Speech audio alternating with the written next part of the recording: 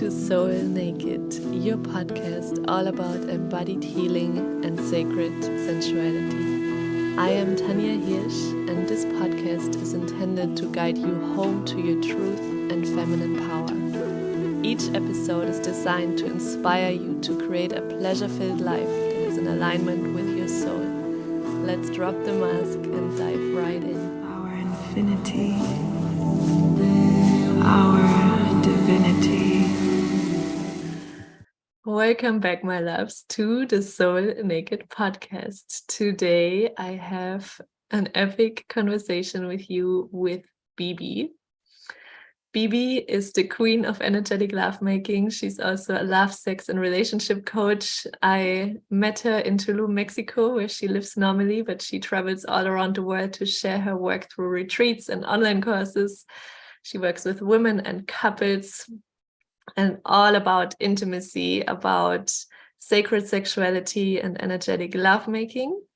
So if you would like to experience more pleasure in your life, if you want to go beyond the clitoral orgasm and dive into the multi-orgasmic potential that lies within you, then this conversation is for you, for both men and women. First, we talked about her personal journey, how she transformed her life from being in the corporate world and being more focused on the outside, living her life from her mind and from rational structure to allowing her body's wisdom to lead and her intuition to lead, and healing her sexuality and diving much more deeper into her soul, and how that led her on a wild journey of exploring her sexuality and sharing it so passionately and so embodied with the world.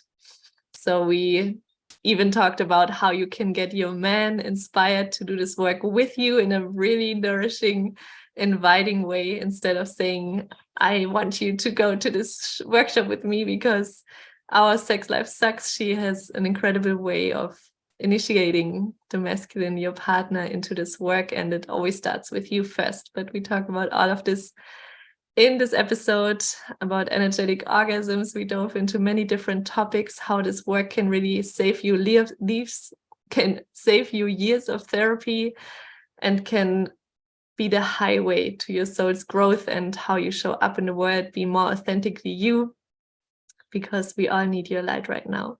So I can't wait for you to listen to this. And I am going to be back in Mexico for 6 weeks in March and April, and I will be guiding a retreat there. So if you always wanted to join one of my retreats and French Polynesia is too far for you, I will be guiding a retreat with my dear sister Shani. She's one of the shamans that guided my last ayahuasca retreat that changed my life forever. And I'm so honored to announce this retreat called Embodied Womb Wisdom. And the intention we hold behind this retreat is to create a sacred golden cave in your womb space, to connect to the wisdom of your womb. So no matter if you want to create offerings, projects in your work, in your private life, or if you want to invite a baby in, we will do a lot of womb healing, about a lot of reconnecting with your yoni, with the sacredness of your sexuality and your sensuality, your feminine power.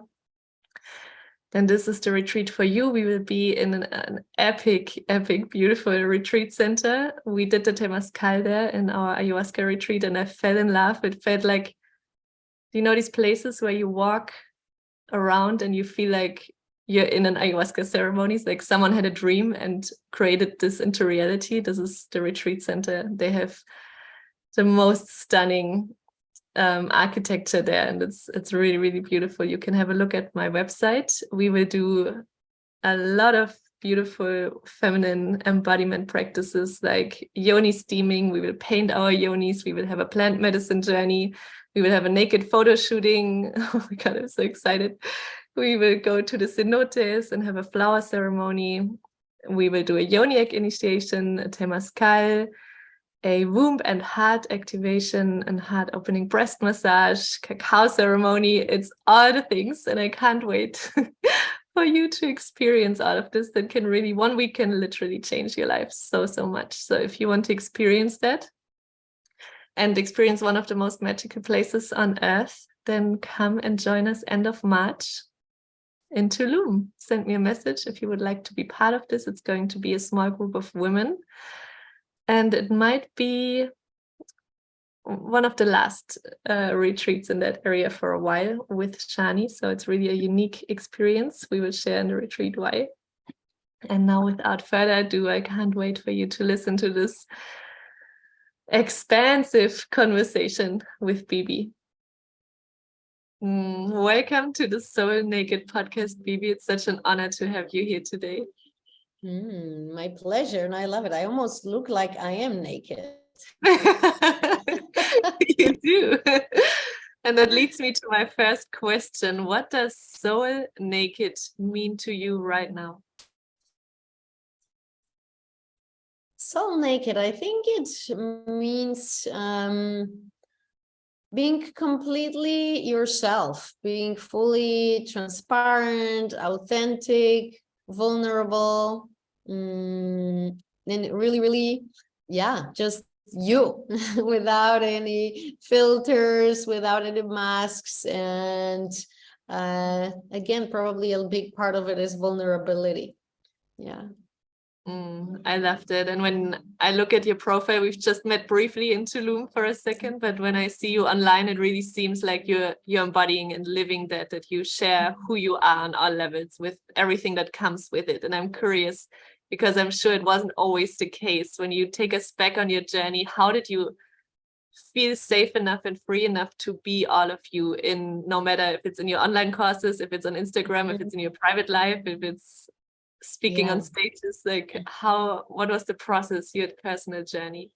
And it's interesting. I definitely was not fully myself, and my father is challenging although I've done a lot of work on it, but I believe he has some qualities of borderline personality disorder. So I kind of was never really fully praised or acknowledged, and he never really fully loved me unconditionally. And I was always trying to prove that I'm worthy of love. And I was always trying to be best at school, best in sports, best in extracurricular activities. And it always seemed like it was never enough, right? So I kind of, for many years, basically internalized that and kind of believed that I am not enough. I'm not good enough to be an entrepreneur. I'm not experienced enough to do this thing, or I'm not good enough to do that. So there was this lingering subconscious belief for me for many, many years. And actually, again, I'll share this story a lot, so I'm not going to go into all the details. But big part of my life was a corporate environment, because I grew up in communism. And again, I wanted to have what my parents didn't have, which was freedom to travel and money. So I started finance and banking. And then I went on to work with all big corporations in finance and banking. And that just kind of, I almost want to say, made me fall asleep on the inside. And this idea that I'm not good enough would also linger there, because you, in the corporate environment, you have to not only be sure of yourself, but on top of that, you have to do all the, game and play the chess and befriend the right person and network and all the things. And that never resonated with me. So, as it usually happens in life, I had to fall down and touch the kind of rock bottom. And first moment when that happened was my midlife crisis. When I was a little bit over 30, my company moved me to Brazil, Sao Paulo. I didn't really like it. I didn't like anything about my life. And it was first time in my life when I lost my mojo. And I, for the first time, was forced to leave my comfort zone and start looking for answers elsewhere. So a bit of a long answer. I hope that's okay, but let's get to the point of it. So I finally quit my job. I started to attend different courses. I did ayahuasca ceremony, peyote ceremony. I did landmark. I did vipassana meditation. I went to Osho ashram in India and all the things. And I also called in a conscious partnership. And I called in a man who, of course, resembled my father in many, many ways, but he was on the journey of self-discovery and spiritual growth as well. And he actually did a coaching certification when we were dating. So we were able to see all those dynamics and patterns from a much more conscious place and aware place. And actually, for this dynamic, I was able to heal my father wound. And I was able to start believing in myself, because although he resembled my father in many ways, that he also didn't love me unconditionally, but what he did, he would praise me and acknowledge me and continuously say, you're so amazing. You speak 6 languages. You're fit. You're smart. You're a fast learner.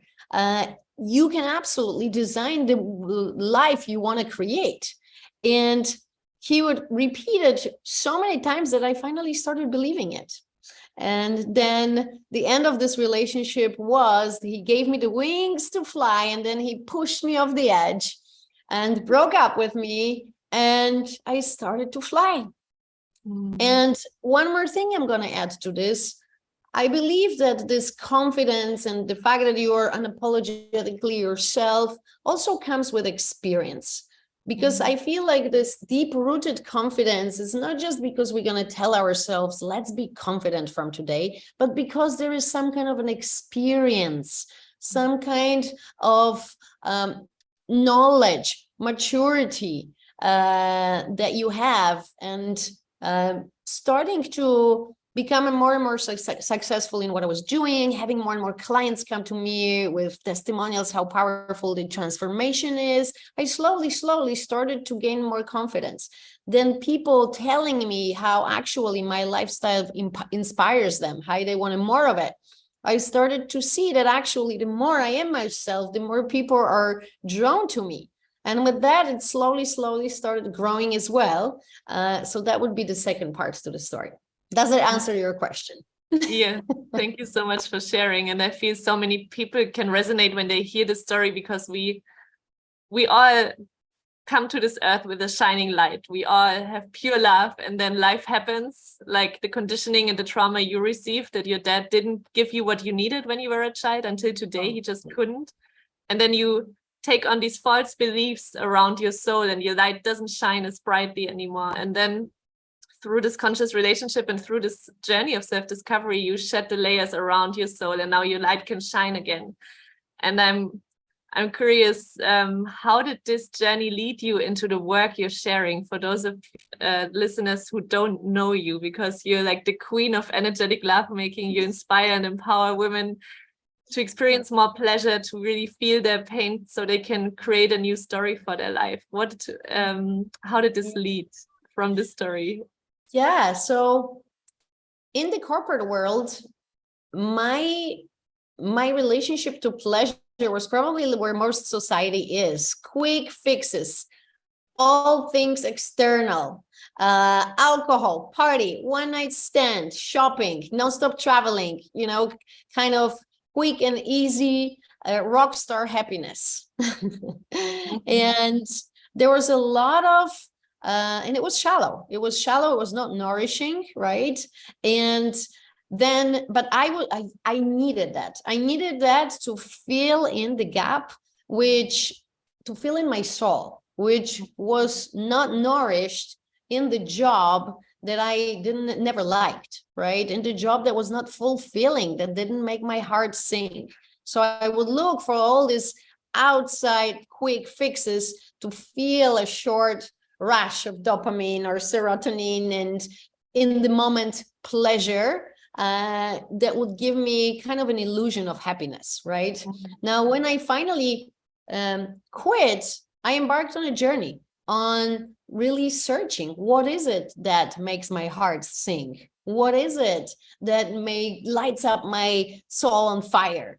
And funny enough, I ended up on one of the workshops where my sexual energy awakened. And I had that first full body orgasm. And of course, that was not the only defining moment in my life. There were other ones, for example, medicinal plants, my first Burning Man, the landmark type of course, dating that gentleman that I just shared it with you. They were all like little building blocks. So when I ended up on that workshop where we were moving energy, it was really a fertile ground. So my energy moved and I experienced the first full body orgasm, and literally something clicked at that moment, Tanya, and life was never the same anymore. Even the way I made love, without any effort, the energy was moving, and I started to experience full body orgasms without even understanding exactly what was happening, but it was happening. That energy got turned on and remained turned on till today. And really, how you hear in all those textbooks and maybe some cheesy flyers that we can use sexual energy to move it up and help us awaken and help us reach those higher states of consciousness, that's exactly what happened for me. Without even knowing, without even trying, because I ended up on this workshop not with a particular vision to get to this point, but I was just curious and open. And it really opened some new horizons for me. It really changed the way I looked at the world, and really changed my perspective. And from that moment on, I knew that I want to do something that makes this world a better place. I want to help people. I want to inspire people. And I want to do something that, again, lights my soul on fire and makes my heart sing. And I just basically started to share my own experience with friends first. And I was like, oh my God, I experienced this full body orgasm. Have you ever had it? Do you know what it is? And I would just literally be so damn excited that I would share it with everyone. And then people started coming back saying, hey, after that short conversations that we had, my body was shaking last night. And I think I experienced what you talked about, this full body orgasm. And Tanya, after 3 or 4 people came back, I was like, wait a second, there is something to it. And I already knew I inspired people. In my human design, my throat chakra is activated, and I'm apparently a speaker that people resonate with. My tantric channel is activated. I, also realized that all the party people that I left behind when I started my ayahuasca meditation, and things started to call me back because it was a few years later. It's like, where was that ayahuasca retreat that you mentioned? What's that vipassana meditation called? How do I get there? Because people started to awaken to the fact that they are not happy, and neither in the rat race nor in the party circles, and they were looking for more. And I had that gift of inspiring people, so I kind of combined the two things, and it just naturally came. I never planned it. People would come more and more and say, hey, listen, we had this conversation, things started shifting since then, we want to know more. And that's how I started giving first talks here in Nomade years ago, and then from there it all followed. Wow, what an amazing story. And I feel the universe sometimes leads us, like the workshop you went into, these unexpected moments that change our lives forever. And the things that we've been looking for on the outside, like the validation and everything, it's like a hole in our body, in our heart, and our soul that we try to fill. And sometimes it gives us a little bit of spark, of a little bit of fulfillment. And then when we experience, for me, the same experience happened on my first retreat that I was guiding. I experienced my first full body orgasm, and I didn't even know that was possible. So it completely blew my mind. And it felt almost this hole that I was trying to fill from the outside suddenly was exploding from the inside. And I could, for the first time, give from overflow rather than needing and looking for something from lack. Yeah. And it also changed everything, not just my love life, everything I did. I felt this is possible. The love that I was looking for is already here, and I can give that to myself first. And then it started rippling into the most wild. I mean, it doesn't stop with the energetic orgasms, right? Right? Yeah, even possible with a partner, like telepathically. That happened to me lately, that I had an orgasm without a partner even hovering his hands, but being on the other side of the world, and I could feel his presence and an energetic orgasm from that. And yes. Mind How beautiful, blowing. right? And I always say energy doesn't know time and place. I always tell people you can do this on Zoom. You don't even actually need a Zoom. As you said, you can feel into the presence. How beautiful. Yeah. Yes, I also experienced those moments, and it's really, really life-changing. It is. In my San Pedro ceremony that I did a few months ago, I experienced an orgasm energetically through every sense. So I was playing the sound ball and I went almost back to the center of existence. It felt like the center of creation was created through an orgasm, through a piece of watermelon, through watching the sunset, through touching my arm. I was so sensitive. I literally kept on orgasming energetically. And then my friend, she was laying on the ground. I massaged her temples. Yeah. And I gave her an orgasm through my body, and her whole body was shaking. Like we can even pass this energy to other people. And there's a whole dimension waiting for us if we dive our toe into this world and then dig deeper. So for those who are it never ends. No, it never ends. That's the best part of that. It's infinite, that journey. And for those who are listening and they think energetic orgasm, I don't even know what that means. How can I get started? This feels exciting. How can they dive into your world? Okay. So actually, we all have that sexual energy. That's not what we're taught. And for most people, that energy is either dormant or it's stuck within the lower energy centers, right? Because the way we have sex, which is mainly friction oriented, and we tense a lot, and we tend to hold our breath because we want to go quickly to a climax. It doesn't really allow the energy from our sexual organs to leave the genitals area and to start moving, right? So we kind of, I would say, as a rule of thumb, we want to do everything exactly the opposite way as what's most common in our society, or what you have seen on pornography. So first, we actually want to have an intention of connecting to this energy, or awakening that energy, or playing with that energy, right? Then once we have an intention, we want to give it time, because energy is subtle. Energy is subtle, and we need to slow down in order to start feeling it. And in order to slow down, we have to relax. So in order to do all that, we need time. So people are sometimes laughing at me. Why do you always recommend 1 hour self-pleasure practice and putting it in your calendar? Precisely because of that. Because otherwise, you're going to just quickly masturbate for 2-4 minutes, get straight to the climax, and move on. This is something different. This is like combining tools from spirituality with sexuality. So you have a sacred or holistic sexuality experience, right? And I want you to imagine a yoga class where you're going to add the element of sexual arousal to it, right? So if you go to a yoga class, you have an intention. I want to feel better. I want to connect to my body or breath or whatever that is. Then you put it into calendar, right? You go where the class is scheduled. So similar, I like to compare, I like to make it more tangible, right? From people. Then what do you do in a yoga studio? There is, when you enter, there's a certain feeling of sacredness, or a feeling of slowness, right? Or presence. And how is it done? Through certain smells, through a music, through lighting, right? So create the same thing in your own bedroom. Put a certain music, put a certain lighting, light up the candles, light up some incenses.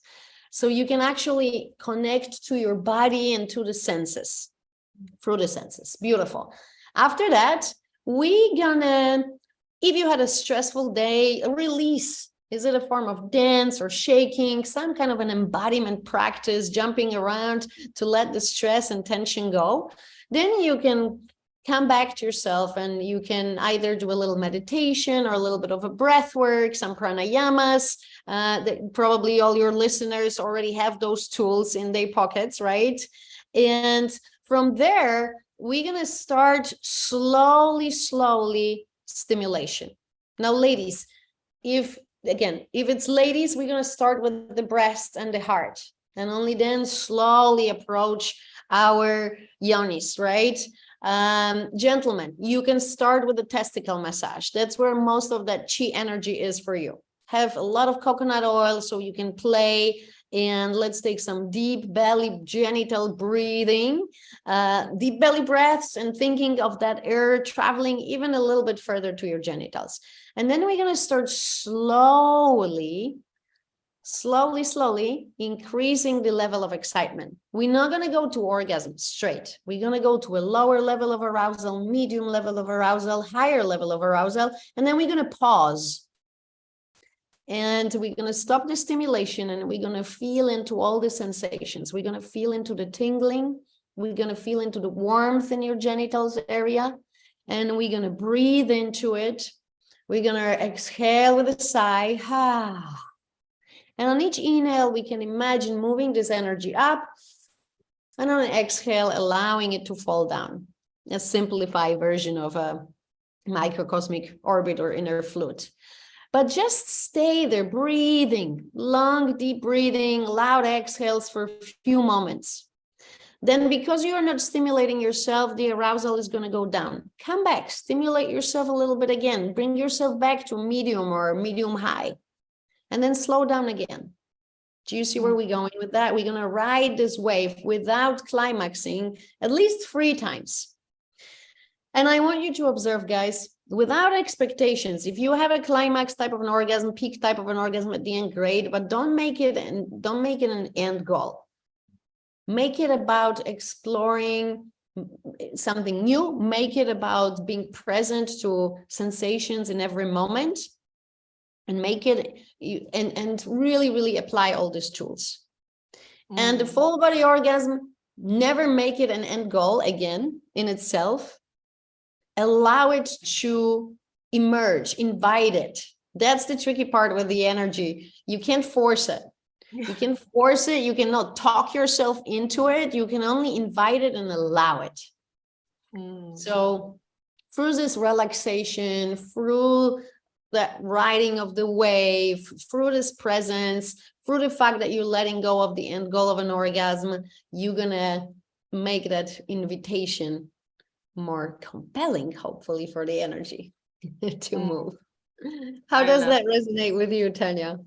Yeah, I loved it. And I feel this, if this is new, this can change so much, even just putting out the pressure of having a climax or an orgasm. It doesn't matter if it's with ourselves or with a partner. This expectation kills so much pleasure.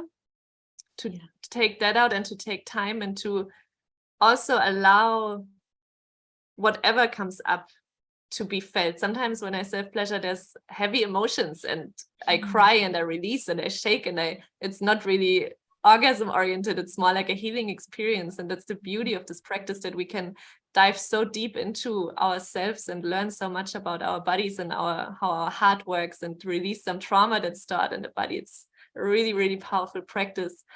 Would you recommend to start, if you're completely new, to start on your own and then take it to the relationship? Yes, definitely. And I know I repeat this example quite often, but I feel like it lands really, really, really well. So if you want to have a beautiful, energetic lovemaking with your partner, I always ask people to imagine 2 musicians. Let's take 2 violin players, right? Who want to come and play a beautiful concert in a duo. Now imagine, Tanya, that they come to play together and none of them knows how to play their own violin well. They never really tried it, and they just gonna wait for the other to kind of lead here, right? No, what kind of a concert is this going to be, right? Not harmonic, not really an epic concert, probably, right? So I always say, let's please learn to play our own instrument. Let's learn to play our own violin before we're going to start going and playing as a team with someone else, right? So for me, this is starting with yourself. This is what it means. Getting to know your own body, which there is much less pressure if you're having your self-pleasure practice than when you're with a partner, right? And you're the one touching and you're the one feeling. So it's really easy to see what is it that I enjoy in my body? how my body responds when I pressure gently here, or when I tap here, right? Or when I massage here.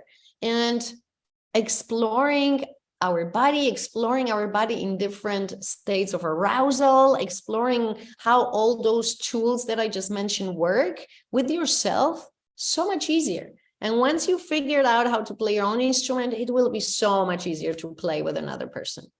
I love the picture with the two musicians. And what would you do if one plays the violin pretty well, because the woman starts and explores her body and she hopes that he inspires her man to do the same, but he doesn't really start doing it. So it's one person playing really good and the other one still in the old paradigm of how to how to touch and have sex. How can you evoke your man to dive into this world without wanting him and pushing him into this direction? Yeah. So I actually have a lot of women in my courses who join, who at the beginning we have a conversation. It's like, I kind of want him to do the work, but he's so resistant to it, et cetera, et cetera. And I always say, start with yourself. Essentially, you cannot control anyone else. You only have a control over your own behavior. So start your own journey. Don't worry for now that he's not on board, because you cannot force him. You can inspire him, you can invite him, you can support him. That's all you can do. You can't force him. But the beauty of it is that once you actually shift, once you become more orgasmic, once you become more confident in your body, more playful, you're going to start initiate more. You're going to give him more feedback. You're going to radiate different kind of energy. So he hopefully gets intrigued. What is it that you're doing? I like that change. I want to try that too. And that is really what most often happens. So women join first for my women's only course. And once they become, again, more orgasmic, more playful, more confident, then, and I have so many messages from the husbands, I really am turned on by you. I am so much more inspired. Now that you are so playful and confident, I want to play as well. I want to explore more. So this is an ideal scenario. And then actually that's how most of the couples end up in my couples course, because the women did the work first and then the partners got inspired. Now, of course, not all the partners will get inspired, and sometimes it might mean that we grow apart, and that's also an opportunity. But yeah, I would start with this. Start your own work and invite the partner. I loved it. And I feel it's not even just in sexuality, even in the healing work, it always starts with us. When we really commit and don't wait until he does it or until this person changes, but take full responsibility and be the embodiment, just by being us, this ripples like a different wavelength, it inspires others. Like your journey when you shared, you started doing these things. And even though these people probably were ripped apart from your life, they came back and they were like, wow, something changed, because they saw the real transformation. And then they are like, ooh, there's more light. What is this? I want that too. Exactly that. Absolutely that. Totally agreed.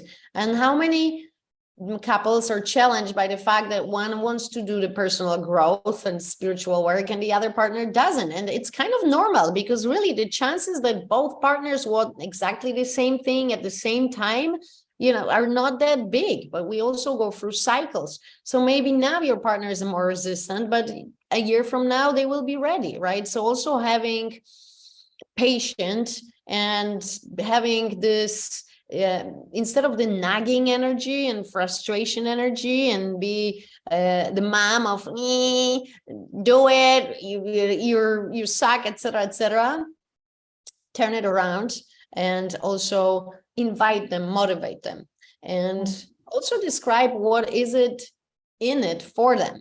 So again, for example, often I have conversations with women, it's not always, sometimes it's the other way around, but mostly, who want to do this work around sacred sexuality, and their male partners are a little bit more hesitant. And what I always like to say, instead of saying, hey, our sex life sucks, we have to do the course, a little bit of selling skills. What is it in it for him? So you can come and say, love, I listened to the podcast. I realized that there are so many different types of orgasms that we never tapped into. Did you know that I can give you 1 hour long penis massage so you can start moving your energy and having 10 non-ejaculatory orgasm in one lovemaking sessions? And we can make love for 3 hours and literally be high on our own supply. I want to try that with you. I want us to be the most epic lovers. I want to learn how to give you 1 hour, how to worship your penis for 1 hour, right? So that's another way for bringing up those conversations about doing this type of work together. I loved it. That changes everything. The way you just said it, I cannot imagine a single man that would say no to this. Right? Yes, but that's not usually how we approach these conversations. And for me, this is also, the context is important. So where are the partners? Because if this is why it's so important to start doing this work before you get into troubles. You always should be growing, evolving, learning, as an individual, as a couple as well, right? So you want to do these courses when things are going well. And it's not because you want to do a course or a retreat or couple retreat or whatever, that type of work, because there's something to fix. Do it early enough so there is actually nothing to fix, but there is only things to discover. There's a way to expand and evolve. But most people wait till they get bored with each other, till my partner doesn't turn me on anymore, till it turns into a sexless marriage, till someone cheats. And then they are, okay, now we are ready to do the work because we have enough problems that are big enough to motivate us. And that's a very different energy to come with. Do you see that? So that's also important. So if you have a chance, guys, if you're in thriving relationships and you're thinking, I don't need to do any spiritual work, or I don't need to do any personal growth work or work around sexuality, we're good, we are fine. That's the best moment to start doing this work, when you are fine. I love that. Yes, totally agree. And I'm curious, if you take us back, if you reflect on how you feel right now in your body, in your everyday life, how you lead yourself in your decisions, in your business and in your relationships, how does Bibi now lead herself, and how did she lead herself before she discovered this whole spectrum of energy and healing? Before, I was definitely coming from a masculine point of view, because I went to the best university in Poland that was focused on economics and finance and banking, and I had my 5-year plan and a 3-year plan and a 2-year plan, and I had my kind of I'm gonna do this much by this year, and everything was, and I kind of was, the decisions were made based on my head. That's for sure. The decisions were coming from my head. It had been a decision to study finance and banking. It wasn't like my body was a full hell yes for finance and banking. No, but it seemed like a very smart decision back in the day, right? I wanted freedom to travel and money. And this is what this type of career definitely gave you. So it was very rational. It was very strategic. And it was very well organized, well in advance, okay, like planned and mapped out. Now, from the moment, I actually never even planned to become a sexuality coach. I never thought that that's what's going to happen. It really started to happen naturally. And again, I started sharing with friends as a friend advice, and then people started to come for more. And I was just there, open and present, and listening to what people were asking for. And after I started to give the talks, they're like, we want a private session with you. I was like, I don't do private sessions. And I'm going to send you to a teacher who does it for 20 years. They said, no, we want you. Okay. Then I did some retreats, and I started to do private sessions. And then I had a first male client who called me. I was like, I heard you speak. I want you to coach me. I was like, I'm not a coach. I never coached anyone. He said, I don't care. You inspired me and I'm going to pay you to coach me. And this was my first coaching client. Wow. I coached him for a year. Holy moly. He calls me his guru till today. Wow. He really changed like 180 degrees from personal life, lost weight, became an amazing father, quit his job, started his company. Wow. So I never planned on these things. I have some kind of a direction where I want to be, because otherwise it's difficult to sail, which direction we're going to sail, but it's never as planned, as mapped out. And I leave much more space for spontaneity and for what feels right. And all my decisions are now coming, they're not logical. They are coming from my intuition, from my response of my body. Literally, most projects or clients, I either feel it or I don't feel it. It's rarely that I have to like logically consider if it's worth it or not. I really feel it. And I trust this gut feeling. And sometimes the mind might say the opposite, but when I really feel it, I'm going to go for it. And when I really feel it's a no-go, although it might look great on paper, I'm not going to do it. So this is how Bibi makes decisions these days.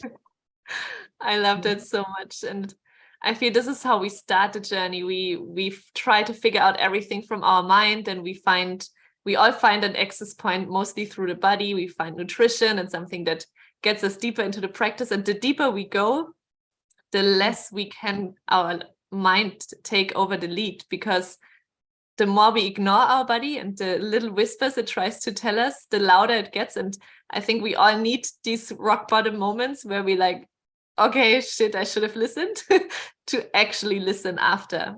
Sometimes we need this rock bottom to see, actually, it doesn't work the way that my mind wants to keep me safe and wants to keep me small.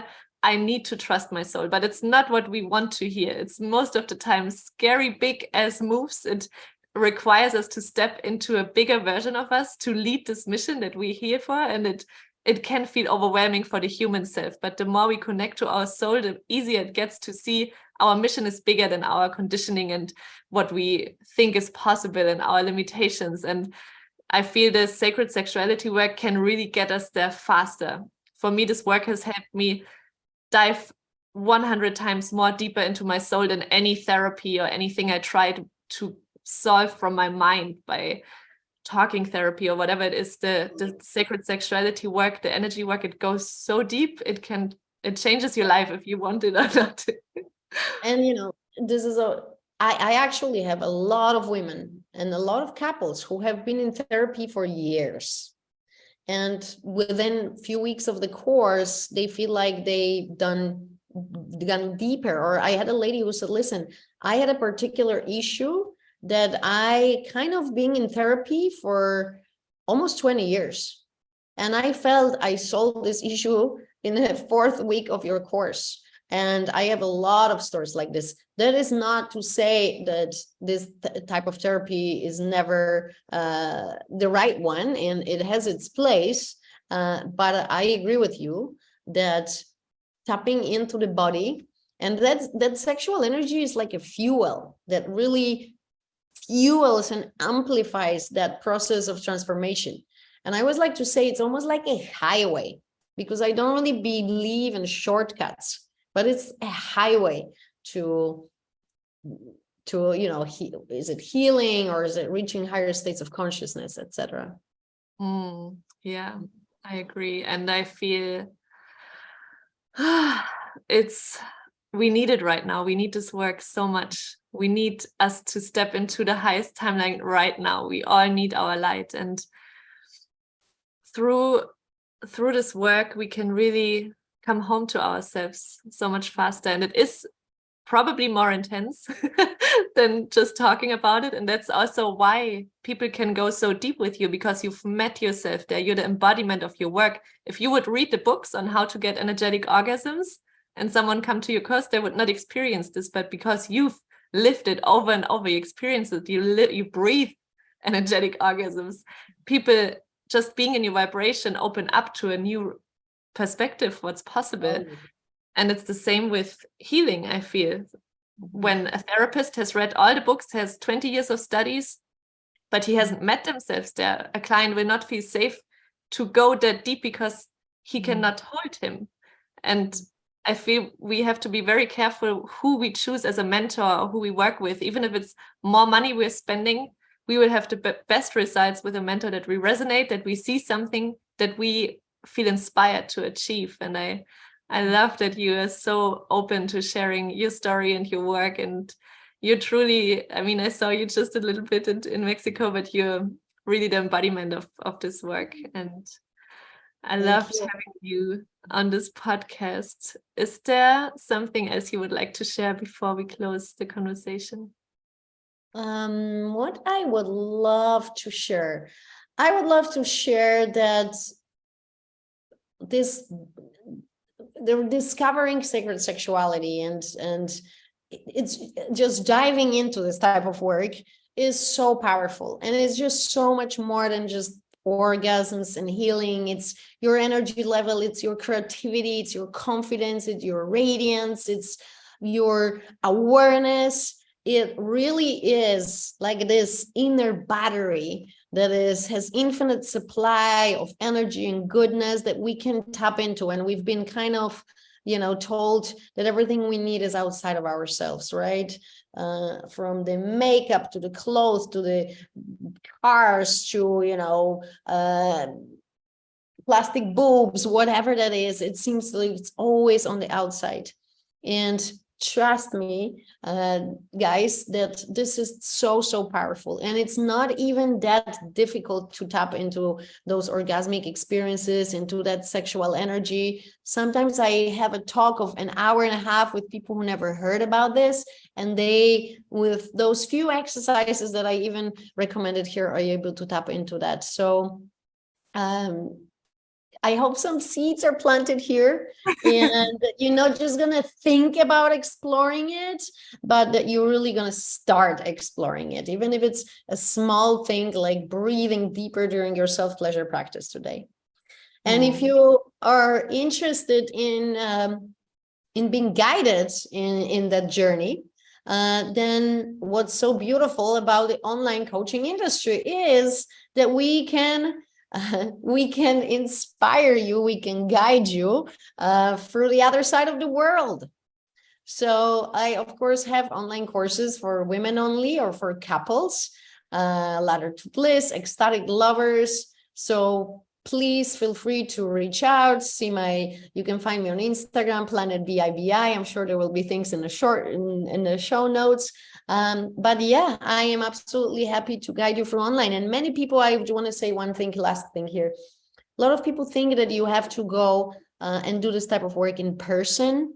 I actually love working with sexuality online, because instead of going to a retreat where there's so many scandals coming up about, teachers abusing their power and lack of consent and all the things. While when you do this work online, you are in the comfort and safety and privacy of your own bedroom. And we can dive really, really deep in a beautiful, safe space.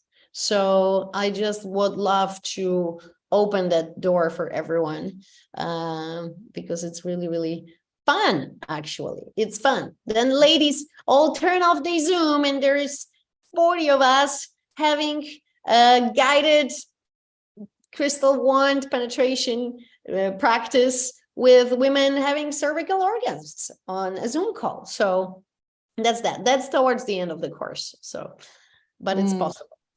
I love that. And it's not only like you're at home, it's safer, but you also, I feel it's easier to implement these tools into your everyday life because you're not in this setting, you're already home, and then you do it and you're like, oh, actually I can do this more often.